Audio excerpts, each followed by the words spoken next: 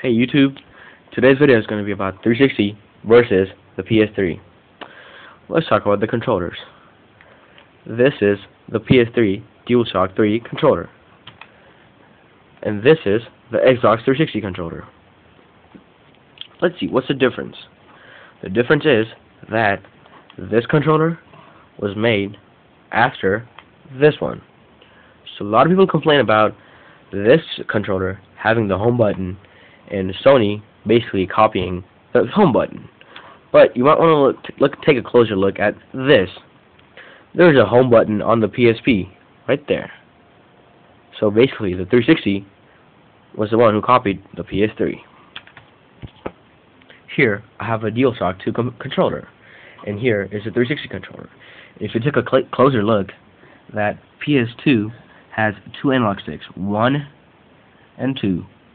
So does the 360, 1 and 2. So basically the 360 here copied the PS2. And if you can notice, the D-pad, they've changed the D-pad, but the PS3 D-pad is better than the 360. Because sometimes when you want to hit the upper D-pad, you accidentally hit the upper left. That's why I gave my point to the PS3 controller.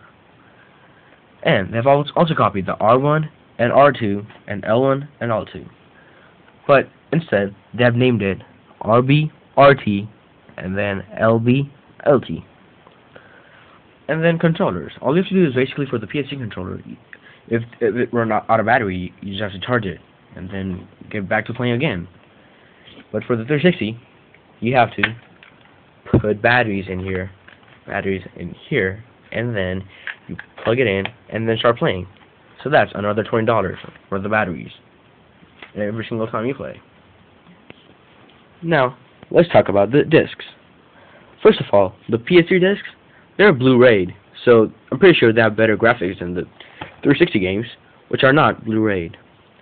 And Blu-ray has more memory space in them than the 360 game. Now let's look in the game. I've barely played this game 8 times, and look what happened to my disc. Has scratches all over it. You see there's a ring right there? Right there's a ring, and it's all scratched up. You can't see the scratch, but it's just scratched up. Like in the middle, has like 20 scratches. But now, let's look at the PS3 game. It looks just brand new.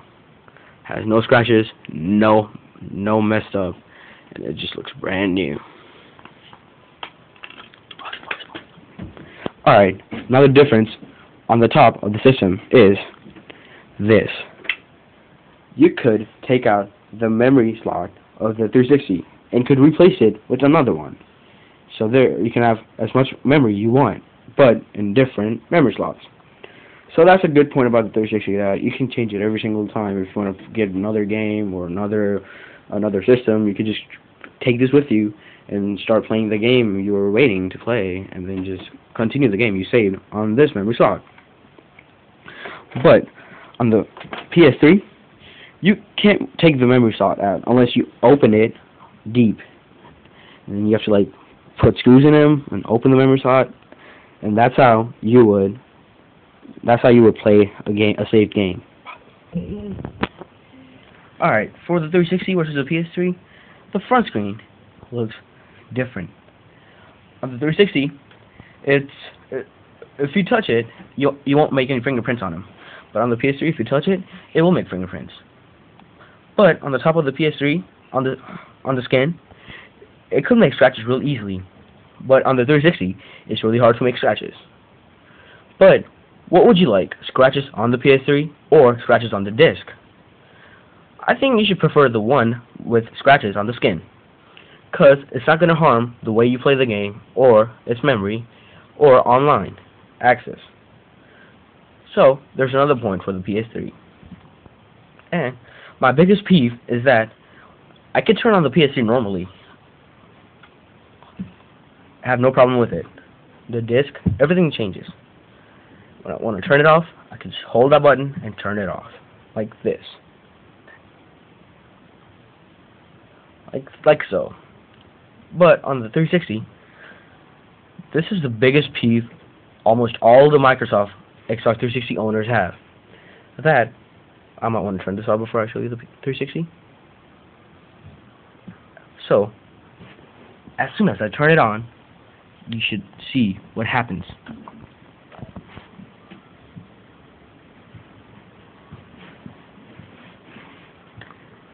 It has the ring of death, and I'm pretty sure you don't want your controller to get messed up. And I'm pretty sure that you don't want to waste your 300 bucks on it and play your system forever. Sony didn't have to waste $1 billion fixing the consoles they already sold, like the 360 did, because they sold the controllers. They sold the consoles and the controllers, but almost 50% of the consoles were messed up. And they had to pay $1 billion to fix it. For the PS3, the online system is free, but for the 360, you have to pay $5 per month. Why would you pay $5? Just go get a PS3 and play it for free. Oh, and yeah, the PS3 online system is better than the 360, but the connection for the 360 is better. But let's see what you want to look at. Free with not excellent. It's excellent, but not better than the 360. Would you like excellent graphics and excellent connection, or would you like overrated connection like the 360? I know that the 360 is better than the PS3 when you talk about online connection, but guess what? You have to pay $4.99 per month. Why would you pay $4.99 per month? But you could just get a PS3 and play it for free. The price of the PS3 is now lower. So is the 360. The new 360 came out. The PS3 came out. The slim one. It was $2.99, and with some games and controllers. But the 360 Elite is $2.99 with one controller and a game. But let's see. Would you like to spend $300 and get the Ring of Death, or get the PS3, the slim one, and play it forever? The speed. Let's talk about the speed. The speed of the PS3 is better than the 360, and it's proven by scientific reasons. On the PS3, you could play up to 7 people one time, but for the 360, you can only play 4. I know you could connect the 360 and play 8 players, but why would you want to buy another 360 and get another 4 players to play? And plus, I'm pretty sure that no one's going to play 8 players because the screen is going to be too small. The PS3 doesn't overheat too much. It doesn't heat at all. It never overheats.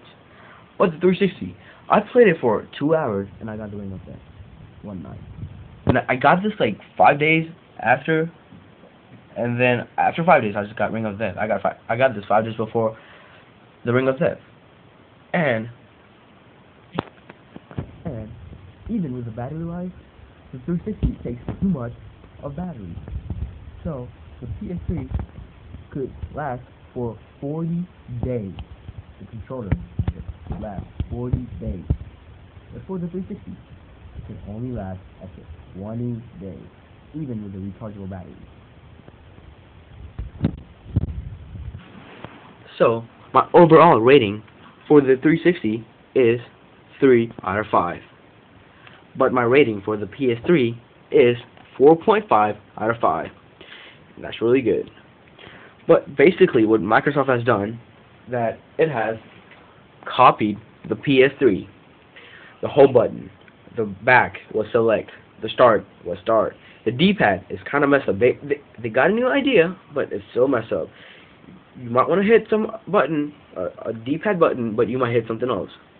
And it's basically like an analog stick. It can move like an analog stick. The analog sticks for the 360 is hard to move. Not really hard, but it's hard to move. But for the 360, for the PS3, it's really easy to move it. It's really easy.